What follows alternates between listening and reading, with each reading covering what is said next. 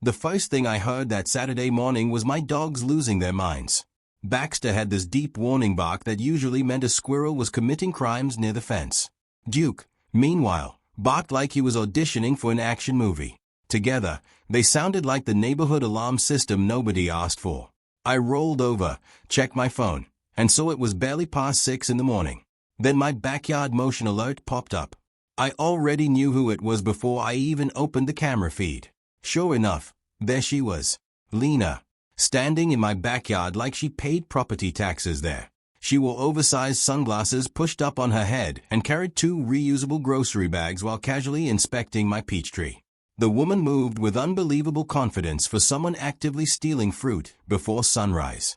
She plucked peaches one at a time, squeezing each like she was shopping at an organic market. If one looked bruised, she tossed it onto the grass.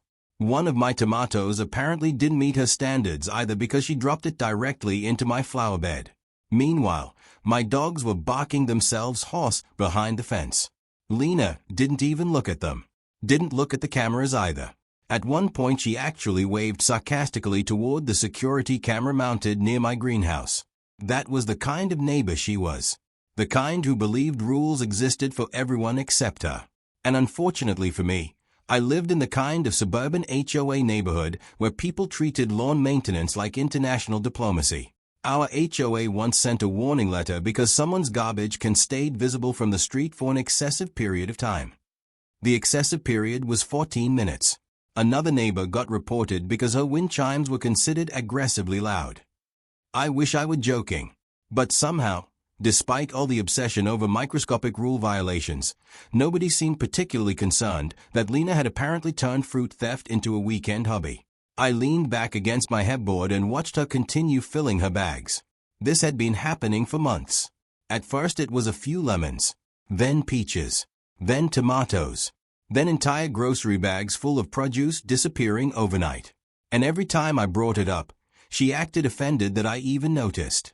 That morning, though, she stole the wrong thing. 4 years earlier, when I bought the house, the backyard looked like every other HOA-approved suburban yard in the neighborhood. Flat grass, tiny decorative bushes, a lonely patio chair nobody used. The kind of backyard clearly designed by someone who hated being outside. I changed all of that. Gardening started as stress relief after a rough year at work. I planted tomatoes first, then peppers, then citrus trees. Eventually the hobby escalated into raised garden beds, fruit trees, irrigation systems, and finally the greenhouse. The greenhouse itself became an entire HOA battle. According to Lena, it made the neighborhood look agricultural. I still remember her saying that during an HOA meeting while sitting beneath a framed painting of a vineyard landscape in the clubhouse. Apparently vineyards were classy, but my greenhouse was civilization collapsing. It took 3 months of approval forms, inspections, measurements, and HOA debates before they finally approved it. By the time construction finished, I'd basically earned a minor law degree in suburban bureaucracy. But honestly, it was worth it. The greenhouse became my favorite place on the property. Warm, humid air, hanging vines, rows of peppers in every color imaginable, citrus trees near the back windows soaking up sunlight, shelves full of seedlings and gardening tools. Peaceful, at least until Lena developed a sudden interest in community produce. After the second theft, I installed security cameras. After the fourth, I added signs. Private garden. Do not touch produce. Property under video surveillance. Simple. Clear. Impossible to misunderstand. Unless you were Lena. The dogs helped too, although Baxter and Duke were more dramatic than dangerous. They mostly barked at suspicious movement and then demanded treats afterward like they'd completed a military operation. Lena complained about them constantly. "Your dogs are hostile," she once told me while standing outside my fence after getting caught stealing lemons. "They are barking because you're inside my yard," I replied. "They bark every time they see me." "Because every time they see you, you're stealing something." She stared at me like I was somehow the unreasonable one in that conversation. That was pretty much every interaction with Lena. She was 36 years old, always dressed like she was rushing to a business meeting, and somehow managed to treat every neighborhood conversation like a courtroom argument. At HOA meetings, she acted like self-appointed ruler of the subdivision. Grass slightly too long? Complaint. Christmas decorations still up on January 3rd? Complaint. Kids drawing chalk flowers on the sidewalk? Unacceptable vandalism, apparently. One guy parked his pickup truck in his own driveway while washing it, and she reported him because a hose crossed a visually sensitive area. Nobody even knew what that meant. She once measured someone's lawn with a ruler. An actual ruler. I saw it happen. The strange part was that she always framed herself as protecting neighborhood standards while simultaneously ignoring basic boundaries herself, especially when fruit was involved. Over time, I learned she'd done this to other neighbors too. A retired couple down the street lost oranges constantly. Someone else kept finding stripped tomato vines near the fence. Another neighbor caught her taking lemons, and she apparently claimed she was preventing food waste. Preventing food waste from trees she didn't own. The first time I confronted her directly, I tried being polite. "Hey, if you want fruit, just ask," I told her. "I usually have extra anyway." Instead of apologizing, she crossed her arms. Well, technically, plants extending near shared property space become accessible. I blinked at her. That's not a law. It's common neighborhood etiquette. No, common etiquette is not entering somebody else's backyard at 6 in the morning with grocery bags. She scoffed like I was being dramatic. After that conversation, the theft somehow got worse.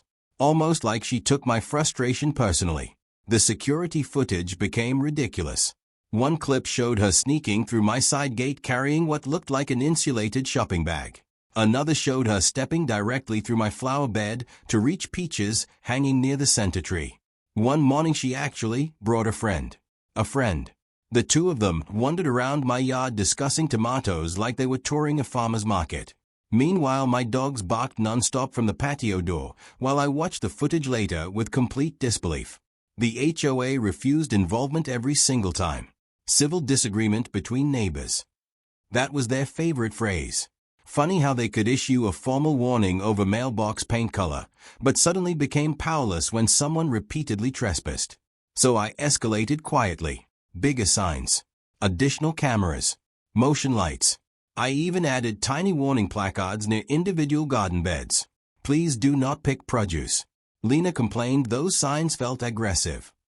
I told her they were only aggressive if you planned on ignoring them. That didn't improve our relationship. By midsummer, the entire neighborhood basically understood there was an ongoing Cold War between my backyard and Lena's entitlement. Then came the peppers. Now, I've always loved growing unusual peppers. Not because I enjoy suffering through ridiculously spicy food competitions online, but because the plants themselves are fascinating. Different colors, different shapes, different heat levels. And honestly, they looked incredible inside the greenhouse. Bright red Carolina Reapers, hanging beside twisted ghost peppers, looked almost artificial under golden sunlight. That's what first caught Lena's attention. I noticed it on camera footage one afternoon. Instead of going straight for peaches, she stopped near the greenhouse entrance and stared at the pepper rows for almost a full minute. Then she took out her phone, zoomed in, took pictures. A few days later, during another HOA meeting, I overheard her talking to two neighbors about hosting some upscale dinner party. "I only buy organic produce now," she announced loudly. "Store vegetables are basically flavorless." Meanwhile, she'd been stealing mine for free all summer. Then she mentioned wanting rare gourmet peppers for cooking. That was when the idea first entered my head. Not revenge exactly. Not anything dangerous. Just consequences. Natural, completely avoidable consequences. My greenhouse already had warning signs. The pepper containers were labeled. Some plants literally had tags mentioning extreme heat levels. I wasn't setting a trap. I wasn't forcing anyone to eat anything. But if someone ignored multiple warnings while stealing produce from private property, well, that became their decision. So I did absolutely nothing. I watered my plants, fed my dogs, checked my cameras, and waited. Because if Lena wanted free produce that badly, she was finally about to get exactly what she picked. I didn't become obsessed with growing peppers overnight. At first I only planted jalapenos because they were easy to maintain. Then came habaneros. Then Thai chilies. Then one late-night gardening video somehow convinced me that growing Carolina Reapers sounded fun. For the record, Carolina Reapers are not fun. They are tiny red warning labels created by nature. The first time I handled one without gloves, I rubbed my eye 3 hours later and briefly experienced what I imagine being maced feels like. After that, I started treating the pepper section of my greenhouse like a chemistry lab. Gloves, separate containers, warning labels, dedicated tools. The greenhouse itself had become almost jungle-like by midsummer. Warm, humid air clung to everything. Vines stretched upward along hanging supports. Rows of bright red and orange peppers glowed under the late afternoon sunlight. The Carolina Reapers were impossible to miss. They looked almost unreal hanging from the vines, wrinkled bright red skins curled like angry little demons. Next to them were ghost peppers, equally dangerous, but somehow even more innocent looking. I had labels everywhere. Extremely hot peppers. Use gloves. Not for casual consumption. One small sign near the greenhouse shelf literally read, "Yes, they are really that hot." Normal people usually laughed when they saw it. Lena, unfortunately, was not a normal person. A few days after overhearing her talk about rare gourmet peppers, I noticed she kept circling near the greenhouse during evening walks. Not openly trespassing, just scouting. The dogs noticed too. Baxter would immediately growl whenever she slowed near the fence. Duke mostly barked like he was narrating a police chase. I remember standing in the greenhouse one evening watering plants when I caught sight of Lena peeking through the fence slats wearing giant sunglasses and pretending to be on a phone call. The woman conducted surveillance like a cartoon villain. At that point I had two options. Option 1, confront her again and start another pointless argument. Option 2, continue minding my business and let adulthood teach her a lesson. I chose option 2.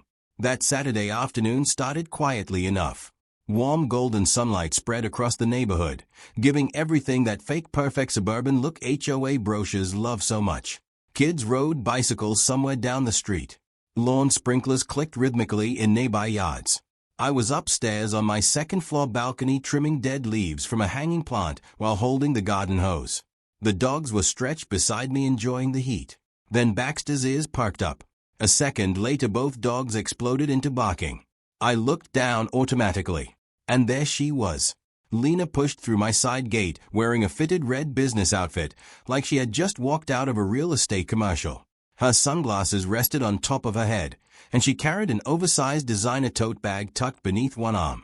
She didn't even hesitate anymore. No sneaking. No checking around nervously. She walked into my backyard with the confidence of someone returning to her own property. Baxter barked harder.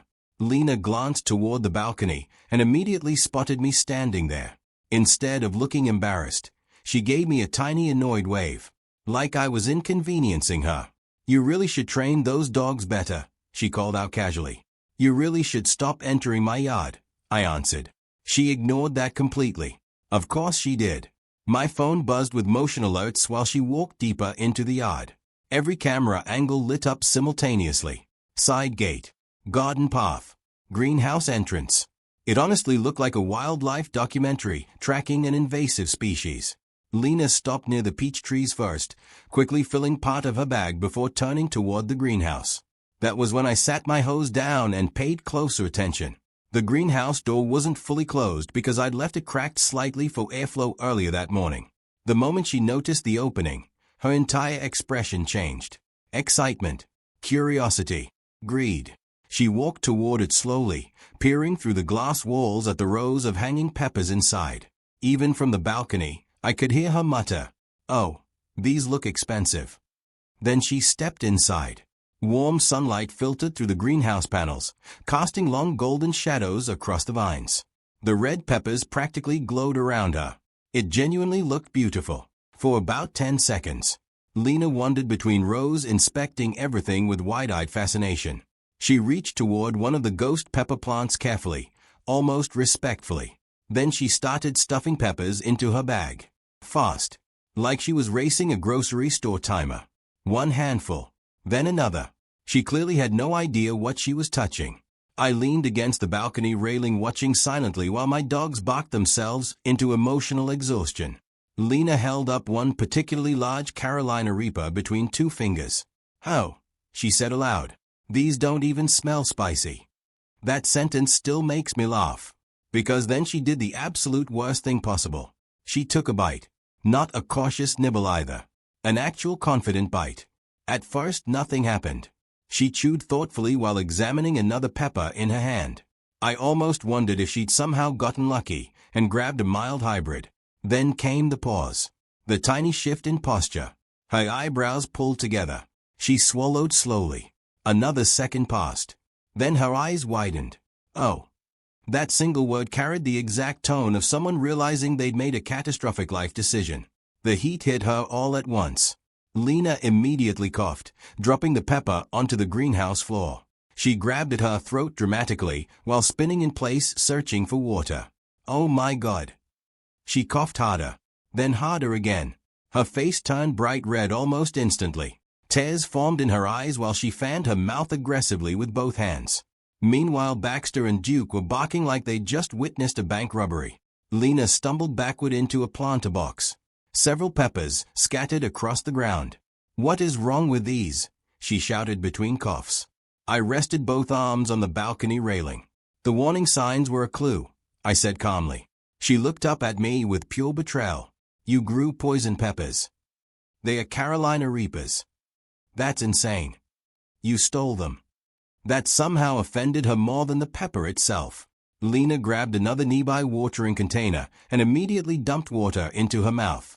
Huge mistake. The coughing got worse. She paced frantically around the greenhouse, knocking into pots while thin steam-like breaths escaped into the warm afternoon air. Her mascara started smudging beneath watering eyes. Honestly, if she hadn't spent months stealing from me, I probably would have felt bad for her. Instead, I mostly felt amazed that a fully grown adult saw multiple warning labels and still decided to raw dog the world's hottest pepper. At one point she started yanking random leaves off nearby plants while panicking. That's when I picked up the garden hose. I didn't spray her directly. I just aimed a gentle stream downward near the greenhouse entrance so she could rinse her hands and stop touching everything. The moment the water hit the pavement, she rushed toward it like someone escaping the desert. She stuck her hands and face under the stream dramatically while coughing. My dogs kept barking from the balcony behind me. Scattered peaches and peppers rolled across the grass around her feet. Security cameras recorded every second from 3 separate angles. "You did this on purpose," she sputtered.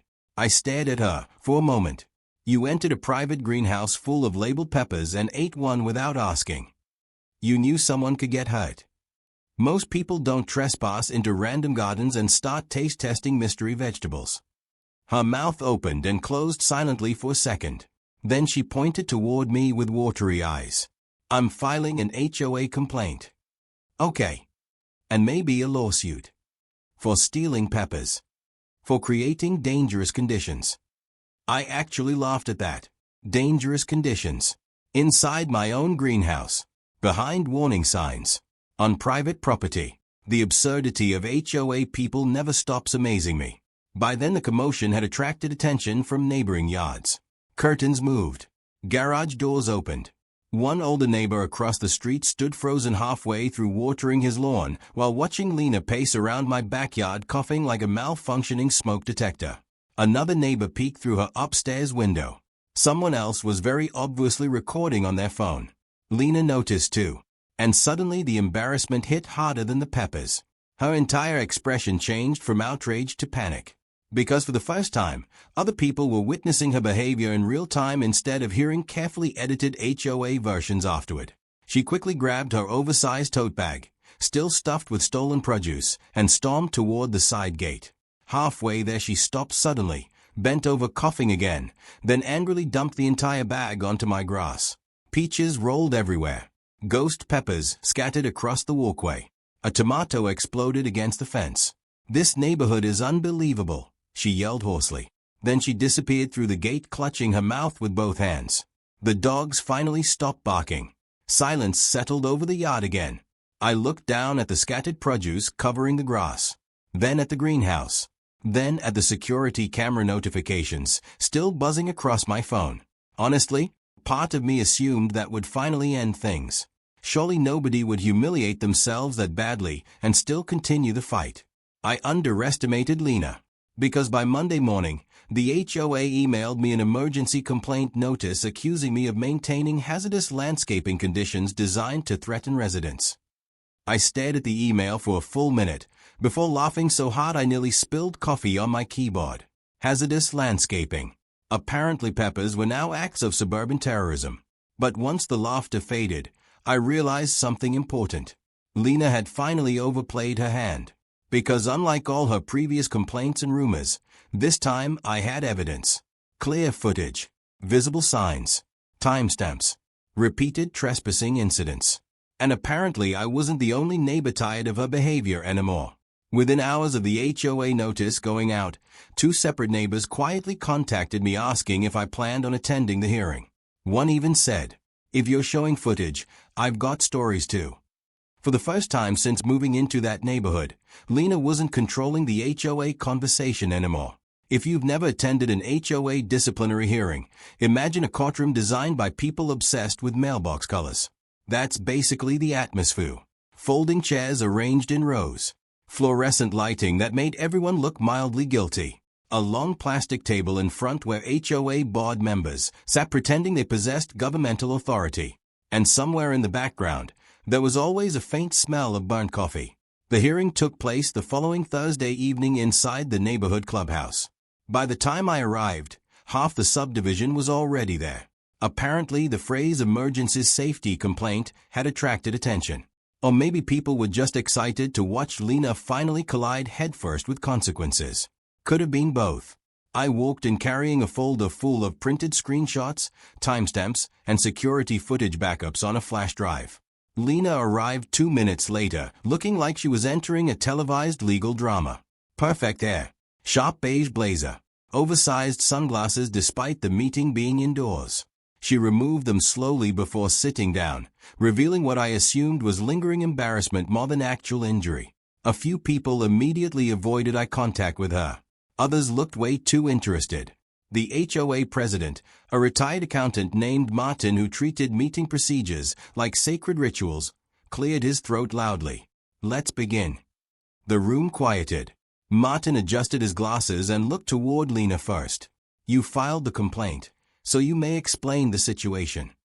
Lena inhaled dramatically. "I experienced a dangerous incident caused by intentionally hazardous landscaping practices." I nearly smiled. Hazardous landscaping still sounded ridiculous out loud. She continued anyway. "Leo knowingly cultivated excessively dangerous plants without proper containment. I entered the greenhouse area to inspect the property because I believed there may have been HOA violations involving vegetation overgrowth." That sentence alone nearly caused a neighbor in the back row to choke trying not to laugh. Lena kept going. "While there, I accidentally consumed an unlabeled pepper that caused severe distress." Unlabeled. Interesting choice. She placed one hand against her chest like she was recounting a survival story. "I believe the greenhouse was intentionally designed as a trap." The room went quiet. Then Martin turned toward me. "Do you have evidence regarding the complaint?" "Oh, absolutely." I plugged the flash drive into the clubhouse TV. Immediately, Lena's posture changed. You could actually see the moment she remembered the cameras existed. I opened the first video clip. Timestamp, 6:14 a.m. The footage showed Lena entering my backyard carrying reusable grocery bags while casually picking peaches. No ambiguity. No confusion. Just straightforward theft in high definition. Nobody spoke. The next clip played. Different day. Lena stuffing lemons into a tote bag while stepping through my flower beds. Another clip. She waved directly at the camera while removing tomatoes from my raised garden bed. The room started shifting uncomfortably. One HOA board member actually leaned backward and folded his arms. Then came the clip where she brought a friend. That one caused actual murmuring. "Wait, she brought somebody else," someone whispered behind me. I paused the footage. "For context," I said calmly, "all these recordings happened after multiple verbal requests for her to stop entering my property." Martin nodded slowly. "Were warning signs visible during these incidents?" I clicked to another image. A crystal-clear photograph of my greenhouse entrance appeared on screen. Private garden. Do not touch produce. Property under video surveillance. Then another image. Extremely hot peppers. Use gloves. Not for casual consumption. Lena crossed her arms immediately. Well, those signs weren't prominent enough. A woman near the back actually snorted. Martin looked exhausted already. Then came the final video. The greenhouse footage. The room became completely silent as Lena appeared on screen in her red outfit entering the greenhouse. People watched her inspect peppers carefully. Watched her fill the tote bag. Watched her literally hold a Carolina Reaper up to eye level beneath the warning sign. Then came the bite. Even knowing what happened next, I still had to fight not to laugh when the delayed realization hit her face. 1 second confident. The next second spiritually disconnected from reality. The HOA room erupted. Not loud laughter exactly. More like a wave of suppressed choking noises and people suddenly pretending to cough into their hands. Martin paused the video right as Lena began panic fanning her mouth. He removed his glasses slowly. You ate unidentified peppers from a private greenhouse. Lena straightened in her chair defensively.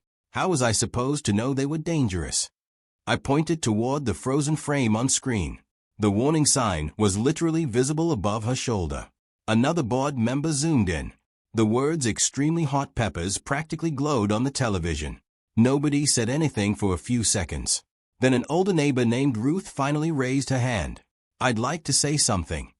Martin nodded cautiously. Ruth stood up immediately. She stole my lemons last spring. The room shifted again.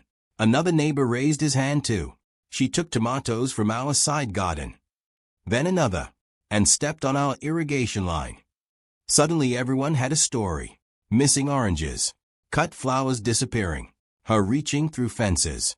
Walking into open side yards.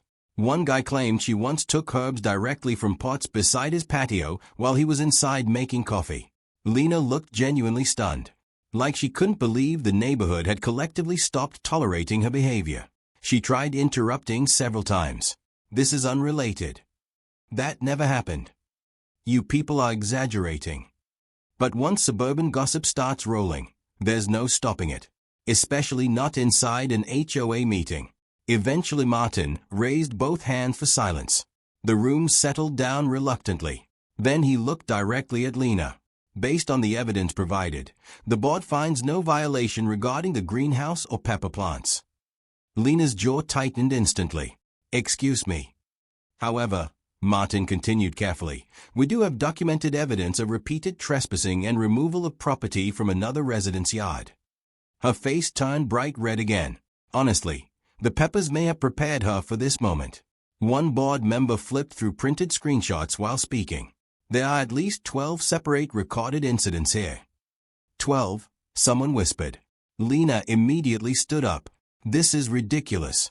Everybody takes fruit occasionally.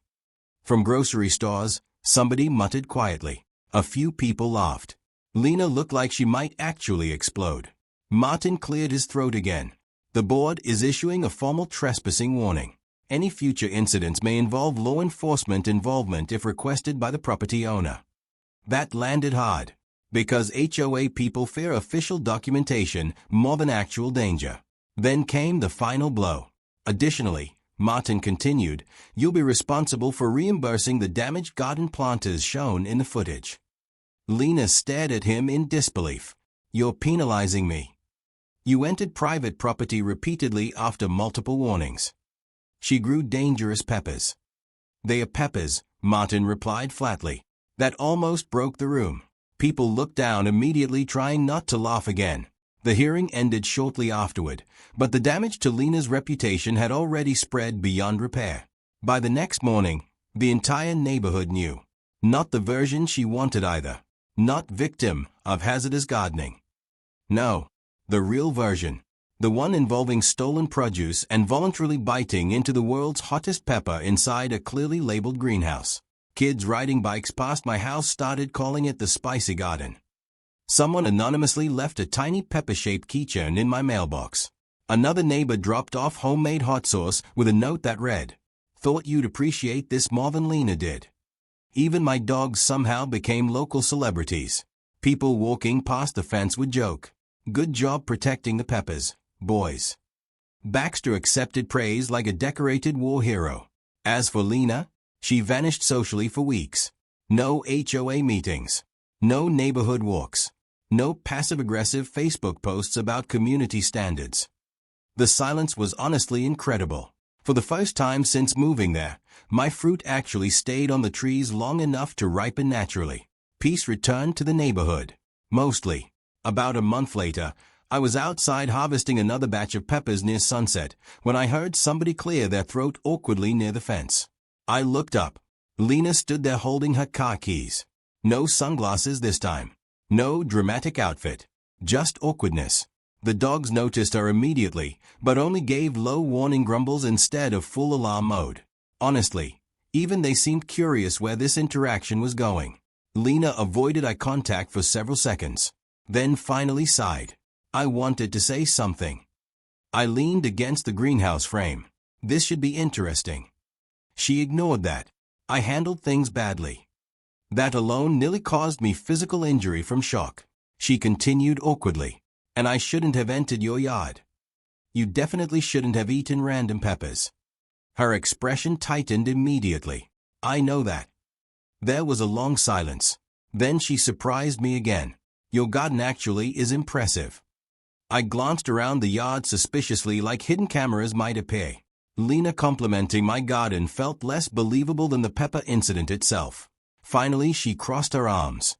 I was wondering, hypothetically, if you ever sell extra produce. I stared at her. You're asking to buy fruit from me. Well, legally this time.